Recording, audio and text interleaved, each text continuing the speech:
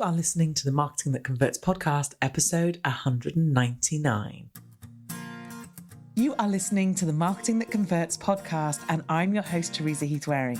If you're a marketer, business owner, or entrepreneur that is frustrated and overwhelmed with all the constant changes in digital marketing and social media, then you, my friend, are in the right place. Each week, I share with you easy, insightful, and actionable steps that you can use to grow your business. So let's get started. Hello and welcome to this week's episode of the podcast. Can you actually believe we're nearly at episode 200? Unbelievable. So I am recording a special episode for 200, an Ask Me Anything episode with me and my lovely husband, because he's been on before. And people really enjoyed that episode where we talked about life and business and work and everything. So I'm recording it pretty close to the actual episode. So if you have any question you would like, head over to social media or go to my site, drop it in and tell me who it is, who you are and what your business is. And I will make sure we shout you out properly on the podcast and I will answer your question.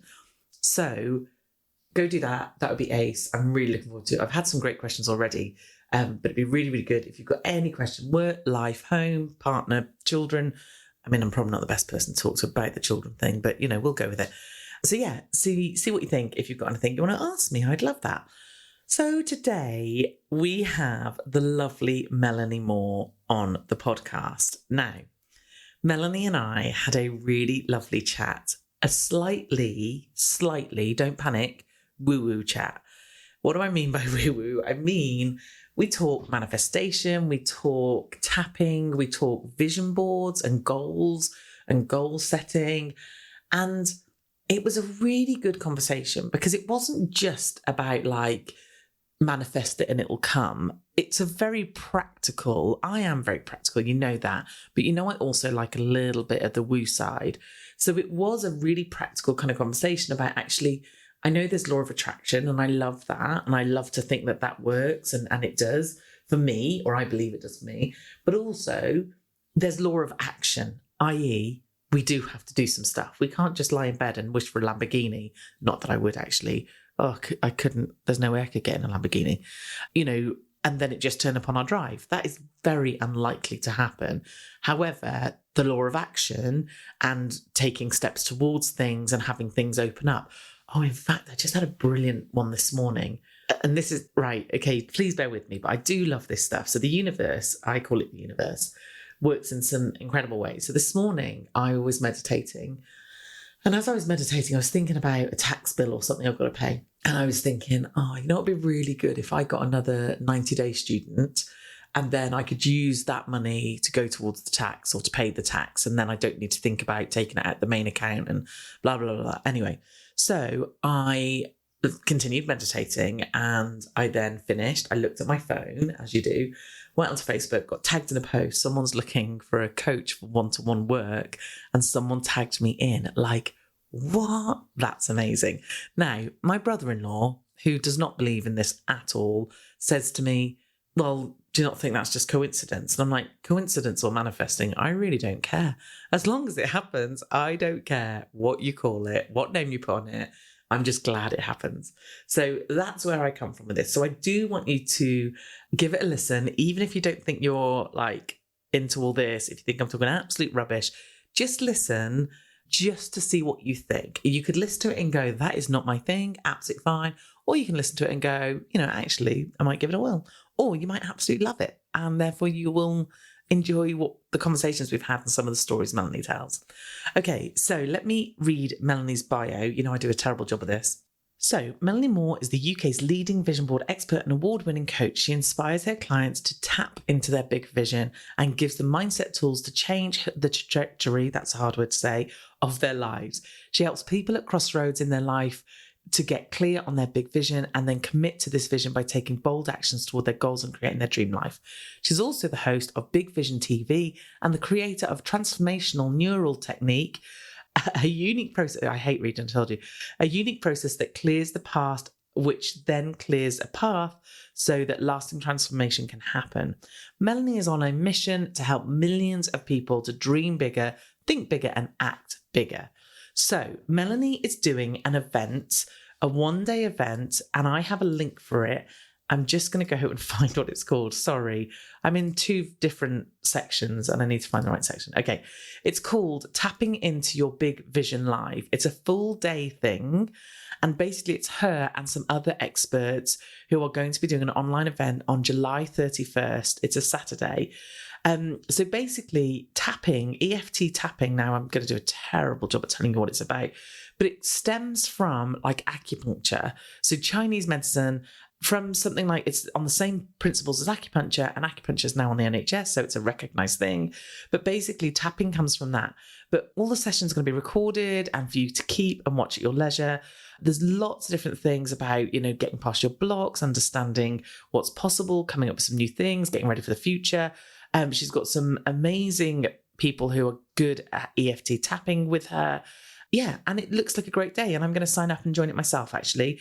So there's a early bird admission price at the moment and a VIP price. It's 97 at the moment as I speak, so I hope that doesn't go up before you see this. And the VIP is 297. So there is a link in the bio to go and have a look at this, and then let me know what you think. Yeah, I'm going to sign up. I think it looks good. Anyway, here is the interview with the lovely Melanie Moore. So I am super excited today to welcome to the podcast the very lovely Melanie Moore. Melanie, how are you doing? I'm fantastic, thank you. Really good. And thank you so much for having me. It's a pleasure. My pleasure.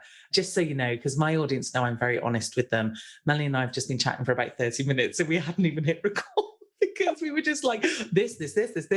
Yeah, so this is definitely... all my episodes are very chatty, but this, I'm sure, is going to be very chatty. So we always start the same way. Melanie, can you please introduce yourself to my audience and tell them how you got to do what you do today?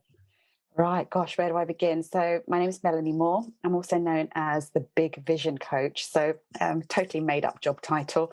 So my core belief is that we don't dream big enough in our lives, our businesses, our relationships, and that we end up settling for what life gives to us, and we end up reacting, and we end up thinking, oh gosh, is this all there is?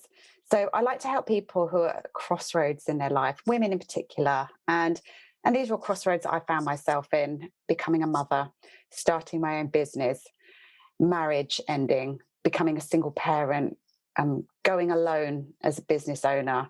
And now kind of my children are in their teenage years. I'm preparing already for the empty nest. And because I know that that's going to be kind of the next chapter in the next few years. I'm not willing that away by any means, but I know how quickly time goes, that, I believe that we have these chapters in our life and they're beautiful. And each chapter is there for us to be written. It's a blank page, and it's for us to create. What do we want the next chapter to look like? Because let's face it, I think when we grow up and we have the societal, beliefs that kind of what your life is going to look like. You're going to get married, you're going to have children, this and that. And it's just going to be a smooth bed of roses, and doesn't usually work out that way. No, and I'm so glad you talked about this, because what often happens is we see what society shows us is right or expected. And when our life doesn't go like that, who do we come back and blame but ourselves? And we're like, oh, hang on, this is not how this is meant to go. Or I've failed somehow, or I've not fulfilled something somehow. And I know that the way you see things is much more different, which is great. And I think it's a great way to see it. Yeah, and it is. It's interesting. Life is a beautiful journey. It really is. And we have great days. We have awful days. We have good chapters. We have not so bad chapters. We have, bad chapters. They're not bad chapters, but looking back on them, it's with hindsight, we can see actually the reason I went through that period of my life is for the lessons. Well, you can look at it one way. You can either look at the lessons, extract the gifts and the learnings, or you can be that person who's, why did that happen to me? The blame, the victim. And that's what I want to stop people from experiencing, and if you've found yourself caught in that victim, woe is me kind of thinking, it is just thinking, and everything can be reframed. So, how did I get into this? Oh my gosh, where do I begin? So way back when I started my career, I did modelling, and when I was a teenager, and then I did journalism at university. I went to work at the BBC. So that was kind of like the life of kind of media, and that fun, kind of exciting world was the world that I wanted to be in, and I loved it. But yeah, working at the BBC, that was fabulous. Loved my journalism years. And then I went into headhunting and recruitment, worked in the city for 10 years. And then I kind of like that during that 10 years where I wasn't particularly happy in my career, I must say. However, that also coincided with the time when I got married and had children. The income was great. And made me think, what were those journalistic years all about? What a waste of time. And I kind of felt that a little bit, that I'd wasted it in somehow. But I think that journalistic, inquisitive mind that wanted to ask questions, that has always stayed with me. But yeah, as I had children, I then moved into holistic therapies. I was always interested in personal development and alternative healing. And yeah, when my children were little, actually, so my son was 2, my daughter, when I was pregnant with my daughter, I was already thinking, again, this was the next chapter brewing. Well, I'm a mum to like small children now. I really don't want to go back to the corporate world. I want to start my own business. What can I do? And I thought, I know, I'll be a reflexologist and Reiki practitioner. So I qualified as those. And then that's when I think my spiritual awakening kind of happened with my son, actually, my firstborn, A Little Tale of Manifestation. And this is, I think, how the visualization started. So this book came into my life when I was pregnant with my son. So this like 17 years ago now. And the book was called The Gentle Birth Method. And I kind of had this vision, because my mum had me by cesarean, or I'd rather had this belief that childbirth was difficult. It was going to be hard and awful. I'd been surrounded by all these awful birth stories, that childbirth in my mind was going to be awful. Anyway, this book came into my life. And now, if I go back to a book that changed my life, that was it. And only looking now, I can see that it planted so many seeds for how the rest of my career developed, because I had to create a birth plan. What did I want my birth to look like? I thought, this is a bit pointless, but I thought, I'll do it anyway. So I wrote out, maybe I'll have a water birth. Maybe I won't have drugs. But then I took the action steps that the book, they told me to do. Do the pregnancy yoga classes. Yeah. Look at what you eat. And I thought, okay, I'll do this, because this book was written by an Indian obstetrician. She was working for years in India, saw that women were having babies in the morning, were in their paddy fields by the afternoon again, no trouble giving birth. And she came to the UK and thought, why are British women having such a dreadful time giving birth? This is the Western world.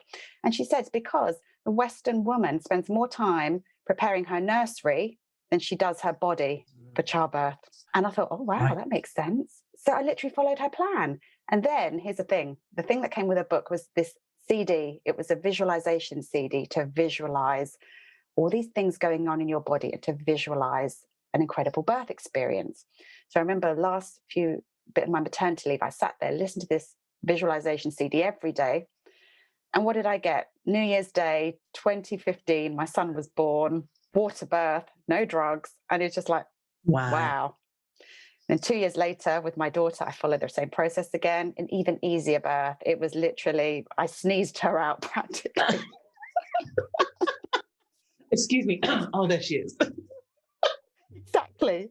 And it was, wow. And it was kind of the blueprint, really, for how I teach, my clients now. What is it you want? I wanted a great birth. What is the plan? I wrote out the plan.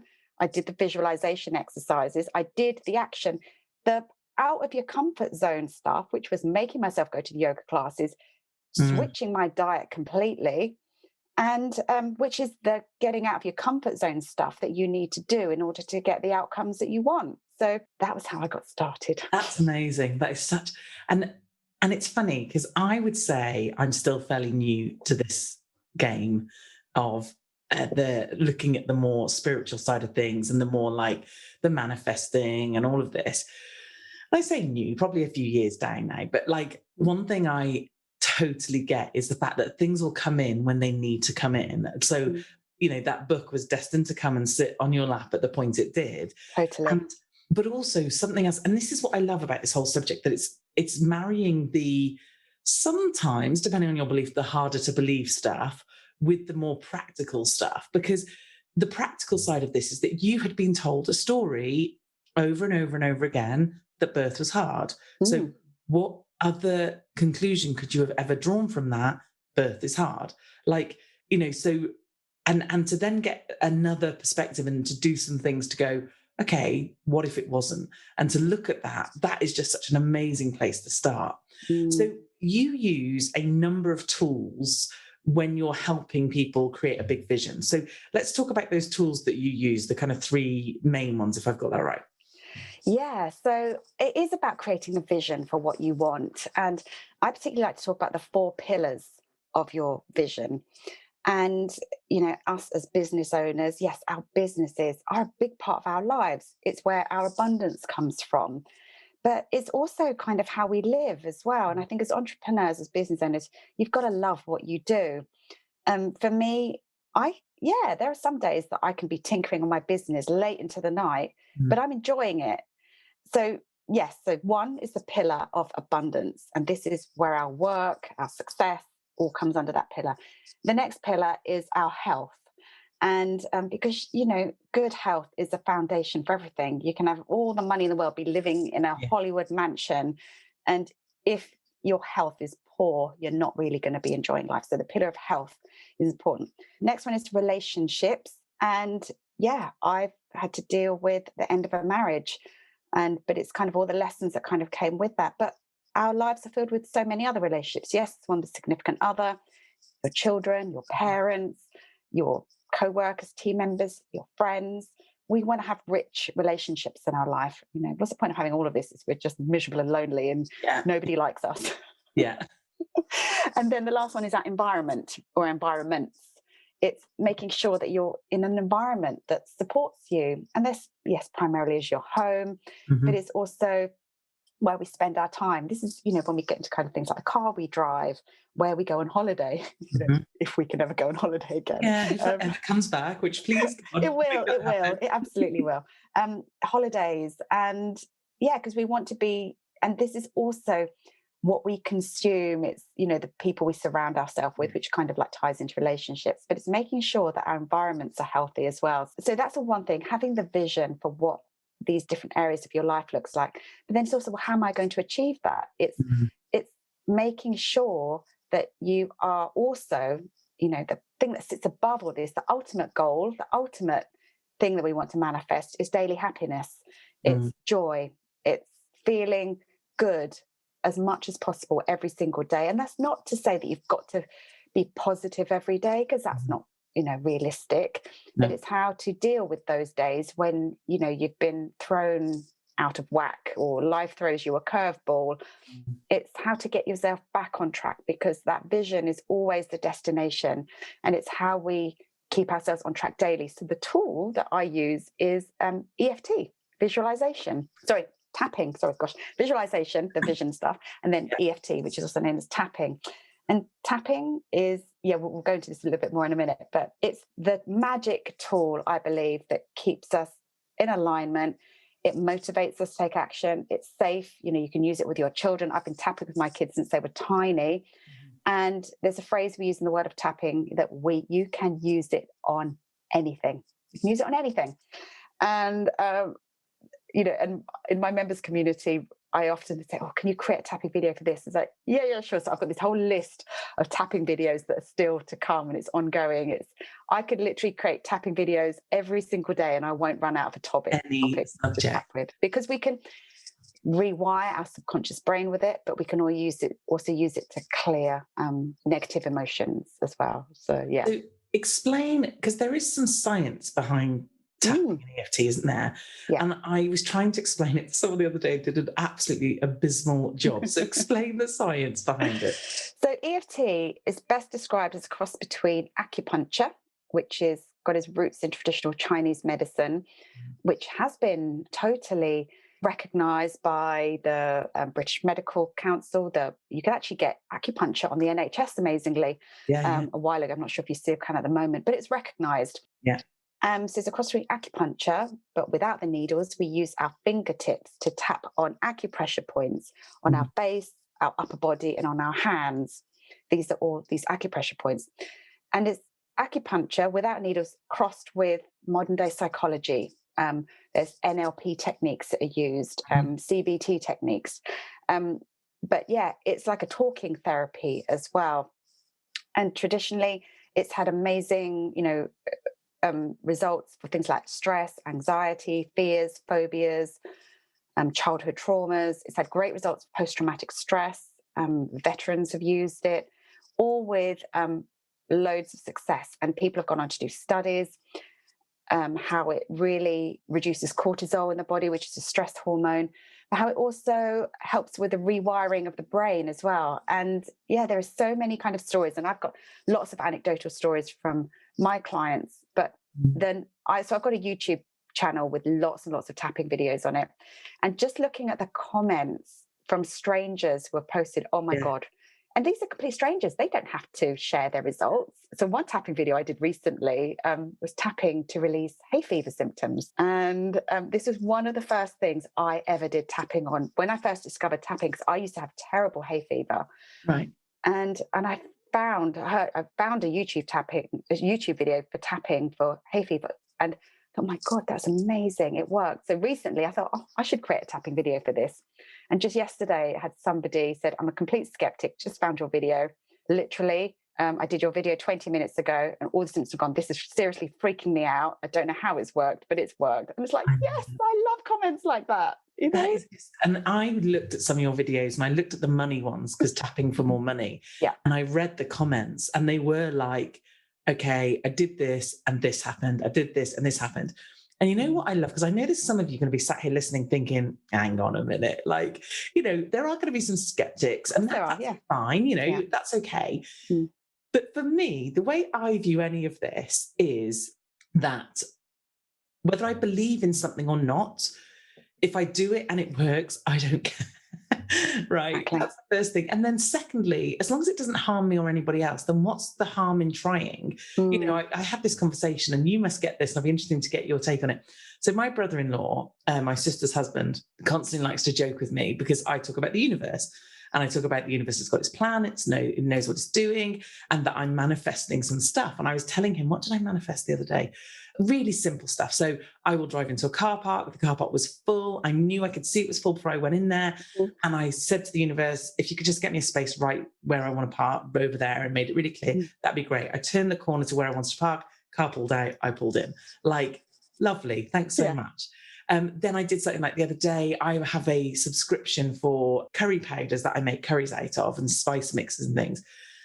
And I wanted to make one that week, and I thought, I've run out. I thought, I could pop to the shop, but actually it'd be really helpful, universe, if that arrived today, because I'm not sure when it's due to arrive, but it'd be really helpful if it did. Lo and behold, went downstairs, through the post, thanks very much. Like, so he always takes the mick out of me, and he's like, oh, how's the universe tea? And I'm like, the universe is great, thanks, Neil. It's really, really good. And how do you cope with that kind of thought and opinion? And because some people must talk to you and think you're absolutely crazy. Oh, totally. My ex-husband thinks I'm nuts. That's why he's your ex-husband. And but I think this is easier as you get older, that I don't let other people's opinions bother me anymore. No. I think it was Wayne Dyer said, what other people think of me is none of my business. Yeah. And I think too many of us get caught up worrying what other people think of us. And I must admit, it did hold me back for a long time in my business. But I've come to this new stage now. And it stopped me from doing things like putting tapping videos. It stopped me from doing a YouTube channel, because I was like, it should be a bit public. What if one of the school mums sees that I do this thing, and she tells other school mums? But now I know that it helps and inspires way more people than people who may have, and I'm sure there's a ton of people talking about me behind my back, but I've really just, funnily enough, I have a tapping video for letting go of the fear of what other people think. Love it. And it is, because we do get caught up in, what other people think of us, and it stops us from doing stuff. But if we just really realize that, yes, some people, I really don't think there are many people who are sat there thinking all day long, oh, that Mel, look at her weird stuff that she's up to. No. We've got enough of our own stuff to be worrying about, and people are really not giving me that much bandwidth. But in terms of kind of things like the universe and manifesting, again, I do like to drop in a quote. Henry Ford said, whether you think you can or whether you think you can't, you are right. If you think it's going to work for you, it will work for you. And if you think it's a load of crap, it won't work for you. Yeah. And that's the truth of it. But exactly as you said, if you go into it with an open mind, with an anything's possible, I'm willing to give this a try and just see what happens, you will get results. And I think the best way with manifestation is exactly what you said just there. The small things like parking spaces, green lights are another thing that I constantly manifest, because we have no attachment to this. And there is one secret key to manifestation, and that is to focus on what you want rather than what you don't want. It sounds really subtle and really like, well, what do you mean? What's the difference? And it took me years to understand the simplicity of it. What we want are the green lights. But usually what our thoughts go towards are, I really hope you don't go red. Don't go red. I don't want to be late. Oh my gosh, all this traffic. I'm going to be late. I'm going to be late. But really, all we have to do is stay green, stay green. I'm on time. I'm always where I need to be. Everything's unfolding perfectly. Stay green, stay green. They always stay green. Amazing. I love it. And I just think as well, like, so he said to me, I said those two examples I gave, and he said, well, some people might just call that a coincidence. And I said, coincidence or universe, I don't care. I got the result. Like, and that's the point. For me, it's like, not only is it about getting the result, but also it's about making it feel a whole lot nicer. Like, so the example I can give is, and then I want you to tell us some of your manifesting, because I know you've done some amazing manifesting. But so there's this competition to win this house in the Cotswolds. And it's beautiful. Have you seen it? It's a beautiful house, right? So I entered the competition and I said constantly, I'm going to win that house. We looked at the rooms, we looked at the whatever, we planned this. I was like, that's going to be amazing. We're going to do this. Really, truly believed I'm going to win this house. And then he said to me, well, what happens if you don't win? I said, well, the universe has got its plans, something bigger and better is on its way. And he was just like, he looked at me like I was crazy. I said, whether I win or whether I don't, I win. Like, and just even having that mindset is so much nicer. So the competition's been drawn and we haven't won, but there's a really good reason why we haven't won, because something bigger, better, different is on its way. And I truly trust and believe in it. Totally. And also I've seen that competition, and what the desire will then spark in you actually is, I'd love a house in the Cotswolds, or wouldn't a house in the country be nice?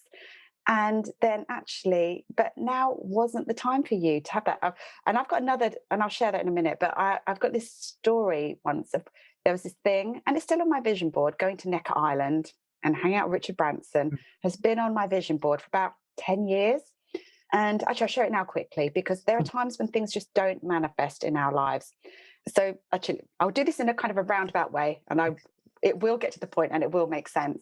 But in terms of things that I have manifested, I've always considered myself a lucky person. So that's one thing. I think, what are the beliefs you have around luck and your ability to have good things in your life? Because there are some people who will have the default thought pattern that I'm so unlucky, nothing good ever happens to me, I never catch a break. Good things happen to other people. I've never had that. I've always felt that I'm a lucky person and good things happen to me. Even times when things haven't happened to me, I then just default to, well, what was the lesson from that? What did I need to learn from that? What was the seed of opportunity there in that failure or whatever? So I've picked myself up very quickly from things that have gone wrong, or seem to have gone wrong, because of that mindset. But because I do always have this underlying thing that I am lucky, so I love entering competitions. I just do. So, and it will, again, part of my journey where this all came about, when I did my reflexology course, this is kind of when it all started for me. Me going on that course had nothing to do with learning how to rub people's feet. Yes, I did make a living out of that for a couple of years, but it was the other minds. I learned about tapping on that course. I learned about The Secret on that course. I learned about the chakra system on that course. I also learned about, manifestation and the law of attraction on that course, and they were such wise, wonderful teachers. That was what I went to learn.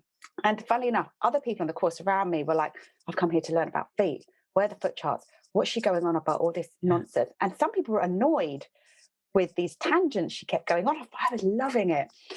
And it was, we were told, what do you want to have happen in your life in the next year? And I was like writing things. And that year, the most incredible things happened. One of them was getting my son the primary school place that we were literally didn't get the place. We had a 0.4% chance of winning the appeal. We appealed, we got the place.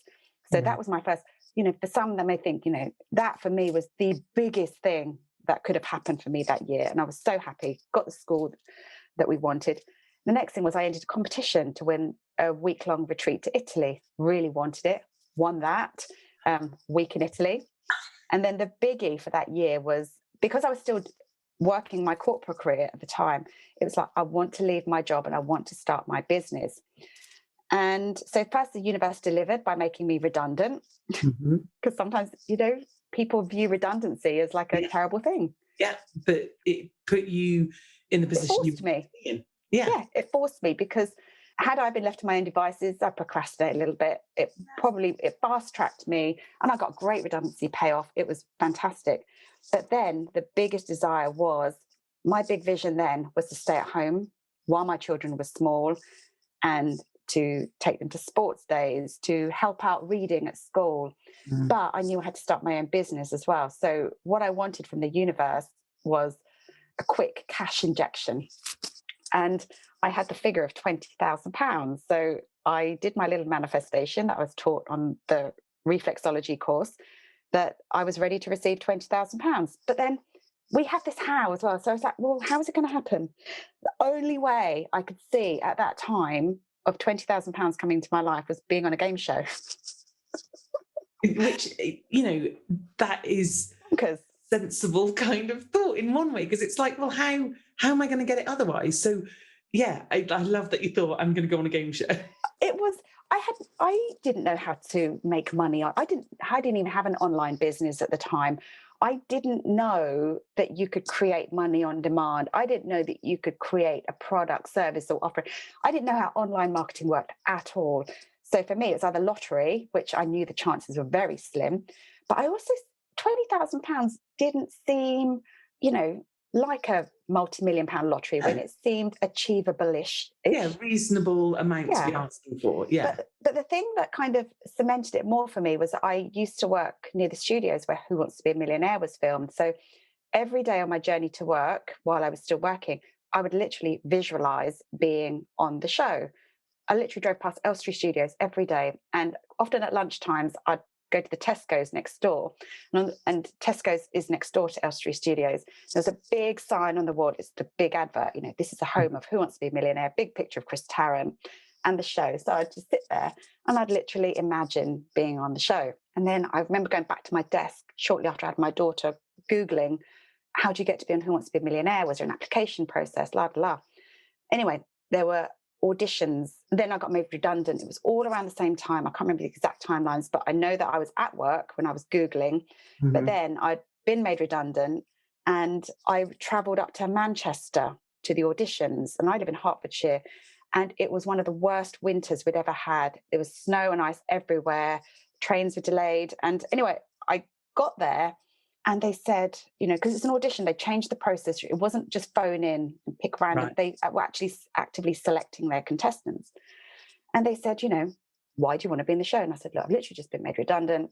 I don't want to go back to work. I want to start up my own business, and I want to stay at home with my children. I literally, I was so honest with them. And it must have struck a chord or something, because I got a phone call and I got on the show.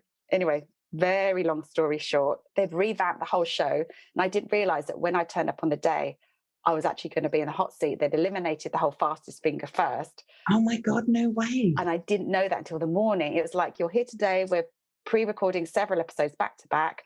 You may be called back tomorrow as well, depending on how many, we do. So, but you are going to be in the hot seat. And I was like, oh my God. So anyway, I got on the show. And I won £20,000. That is just and this is what I love about that example, because, and where I struggled a little bit with The Secret was that there were, sometimes I felt like it was elements of just wish for it and it'll come, right? But there's not just law of attraction, there's law of action. Absolutely. And you had that vision so clearly in your head, but you also took some steps to try and get to that vision as well. So it wasn't like action as well, because my husband at the time said, what are the chances you'd be going on the show? You've still got to do fastest finger first. Look at the weather. And he was, he was trying to tell me, don't. And that's the thing. Back to the childbirth story, making myself go to daily yoga, changing my diet. It was the action that I had to take in order to get it. And yeah, it really is. That secret kind of totally missed that bit out, that you do have to take action. So let me think where we're at. Oh, let's go back to Necker Island. Yes. So what I was saying just before this story, and I know this is the bit I wanted to come back to, was I was kind of on a roll here this year. I'd won this retreat to Italy. I'd gotten Who Wants to Be a Millionaire. I was like, yeah, I won it. I got it. And but there was also a lot of other stuff going on in my personal life at the time as well, which was making my vibe dip, which was giving me so many lessons. And now, 7-8 years down the line, I can totally see what my mindset patterns were doing then. But there was this really big thing that I wanted, and that was to go to Necker Island. Even I remember corporate days, I would Google, like, how much would it go to Necker Island? But then becoming an entrepreneur and business owner, I thought I'd just love to go and a mastermind.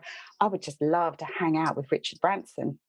So anyway, it was 6 years ago. I know the dates, and this is all quite pertinent information, but it was the summer of 2016. He launched this big competition, this big contest, win a trip to Necker Island.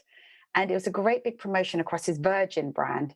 And it meant 30 days of doing daily activities across his social media channels, really engaging. And it was effort every day to do this stuff. Like, it was fun. It's a bit of a contest that he did, find the things. And you'd literally have to go on all his websites and literally hunt for these clues, like a treasure hunt. Yeah. And I think it's called X Marks a Spot. And on the final day, he was going to announce the winner on Twitter. And he even announced the date. So I'd actually blocked out this week in my calendar, and I wrote Necker Island on it. I'm going to be in Necker Island. I'd cleared my schedule for that week. I was there. Anyway, Twitter announcement came. It wasn't me. I was like, what? I love that. Like, oh, you've made a mistake there. Totally made a mistake. It was in the bag. Okay, so here's the thing. I now had a week free in my diary. And it was also the year, and and I know we kind of connected through James Wedmore, and it was the year that James had just launched his first ever time he'd launched Business by Design. And I was one of the first people on it, the first round. It was the summer of 2016. And it was very small back then. There wasn't as many people in the group as there was there. And I got to know James quite well. And I had this idea for this tapping program, and it's called Tapping into Abundance. So James said, that's amazing. Do it. And I was like, okay. Yeah. I said, okay, I'll launch it in September when the children go back to school. And he said, what's stopping you from launching it now? And I was like, I haven't created content, I haven't done anything.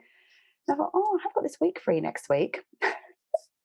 So that was the week that I literally, and I followed his process. It was a live launch. It was a beta launch, and I was selling it, and I haven't even created the product. And I got my first 80 people in, and I literally created the content daily. I put the videos unlisted on YouTube. I had no course portal or anything. I had one PayPal button, and I housed everyone in a Facebook group. And that was my first online course. And I genuinely 100% hand on heart know that the reason that whole competition clearing my diary was so that I had that week. It was all coincided with meeting James, investing in this program, because that was the next chapter for me, learning how to create an online business and launching. Yeah. And I love that. And I love the fact of, like I said, whether someone wants to see it that way or not, it's just a much nicer way to see it. It's a much more positive way to see it. Like, and even things, and we were talking before we got on about the fact that my mum passed away last year. And I think I've talked about this on the podcast before, but the fact of now I see it as the gift it gave me was the relationship I now have with my dad. And some people would really struggle with that, because they would struggle with the idea of that I can see a gift in my mum dying, whereas I can. And again, like you, I've been divorced. I have a daughter that I share with my ex-husband. And like, I was meant to have gone through that to get to where I am today, and to also become the person I am, because it helped me realize what was important to me and what wasn't important to me, and what I was willing to put up with and not put up with. Absolutely. So, again, I couldn't have learned those lessons without those things at the beginning. So I just love the fact of, and I think James says as well, you either, win or succeed, or you learn. You never fail, never. So, okay, if someone is new to manifesting, and let me just start. So you do vision boards, you have tapping, and you have talk about manifesting. Do you have to do all three of them together, or is it like a pick one that you like or a couple that you like? I think it kind of becomes a part of your life. Was it Stephen Covey's book, was it 7 Habits of Highly Effective People? He talks about begin with the end in mind. Yeah.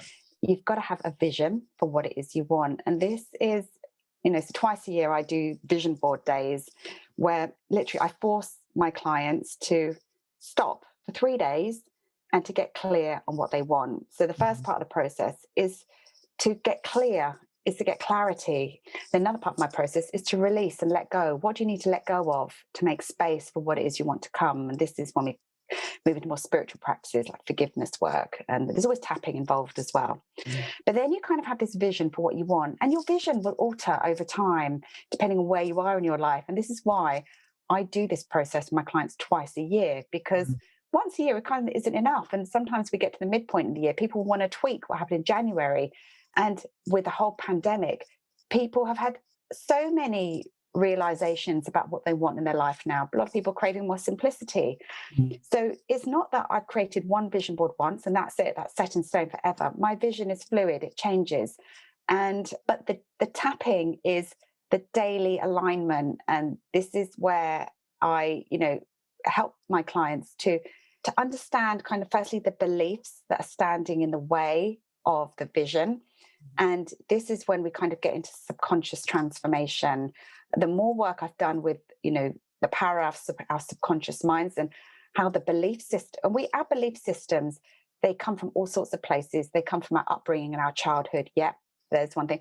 They come down the ancestral line as well. Family beliefs we have about ourselves. This is where people start saying things like, people like us don't go to university, or people like us have, things about our weight and our health and all sorts of things are, getting confused. Joe Dispenza talks about the genetics and the biology of belief as well, that the beliefs that we have, we inherit them.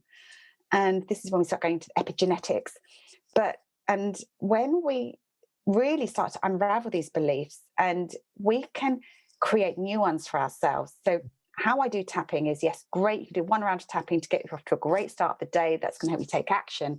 But when it comes to kind of lasting change, I will then recommend tapping with particular videos for 30, 60, or even 90 days to help you to rewire your brain for the new belief system that you want. So, might be that I have to work hard for my money, might be such a deeply ingrained belief that even as entrepreneurs, we continue to work hard because we think unless we work hard, it won't come to us easily. So what if you could tap on a new belief that money comes to me easily and effortlessly? So I want to share, I know I've shared some of my stories, but and I want to share this one because it's fresh. One of the members of my community, she's been part of my community for a year now. And I've been on this journey with her. I get to know my members, particularly the ones who engage and who show up. And she does. She's amazing. She shows up on all the calls, even when it's out of her time zone. They, oh my gosh, you're on the call. It must be like, middle of the night for you. Yeah. She's there. And she has ups and downs, and she shares them in the groups. She has days and there's days like, oh gosh, I just want things to really work out for you. And then I say, do this tapping video, get back in alignment. But she has the faith, she has the vision, and she went through the vision board process, which we just did again last week. And she messaged me yesterday. She said, I'm not sharing this publicly yet. I only just share this with my husband. She did allow me to share it with so I'm just keeping her anonymous. And she shared that she basically hasn't had a relationship with her mother for the longest time. And part of the release work she did last week was kind of around forgiveness, letting go of some of this old childhood stuff. But in the meantime, she's also been manifesting, building her dream home and, getting the financial abundance as well. She messaged me yesterday to say, out of the blue, her mum had sent her a check for $100,000 with no note other than to say, this is for a deposit for your home. No. And I was like, oh my God, goosebumps. We were messaging backwards and forwards for a bit. And she said it was so out of the blue, so unexpected, but the release work that she did, and it was literally it was out of the blue. But what I love about her story is that she never gave up. She continued to tap. She continued to believe. She continued to have the vision. and she still had work to be done. She realized there was still this piece, because it's not an overnight thing. It's not like, yay, I've manifested. Great. It's the work, but she's always happy, and she's been manifesting lots of bits and pieces along the way. And she gets back on her, as Esther Hicks called her high flying disc. She'd get back on track again. She'd get back into alignment. And that is the work, is willing to just dust yourself off, pick yourself up and keep going. And just such a great story. That's amazing. That's so good. And something else that came to me that you talk about that I think it's important to mention, that sometimes we think to ourselves, when we try and envisage abundance, we think abundance has got to come in the form of an income or a sale and actually it doesn't. And it's that whole, and James says it, F the how for now.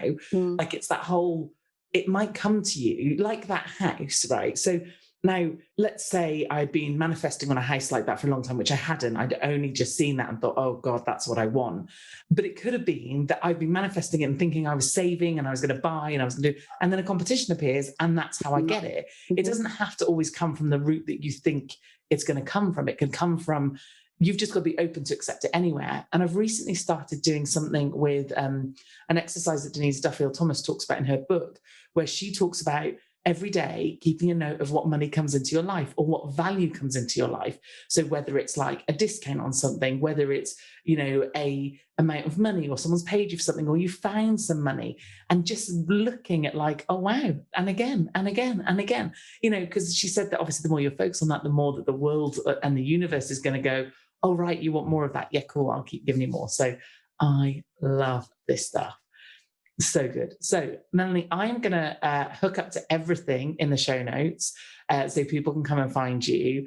And it has been so great having you on the podcast. Thank you so much for this conversation. It's been brilliant. Thank you so much for having me. Really fun talking to you. Thank you. So there you have it. That was the lovely Melanie. I hope you enjoyed that conversation. Melanie spoke at SOAR, my online event for my members, and she did some EFT tapping there. And I was a little bit nervous, and I thought that my members would be a bit like, what is this, Teresa? And they did it and loved it, like seriously. And some of the ones that I would think are the most, what's the word? Like, oh God, my brain's gone blank. You're shouting the word at me now. I know you are. Like they wouldn't believe in it. Pessimistic, is that the word I'm thinking of? Anyway, some of the people I thought would not be their thing have continued to do it because they loved it so much. So do go check out that event, Tapping Into Your Big Vision Live on Saturday, 31st of July. It's in the show notes. The show notes should be around where you're watching. If not, go to teresaheathwaring.com/199, the numbers. And also don't forget to send a question if you have one for Ask Me Anything, which is happening next week. So be quick because we'll be recording it very soon.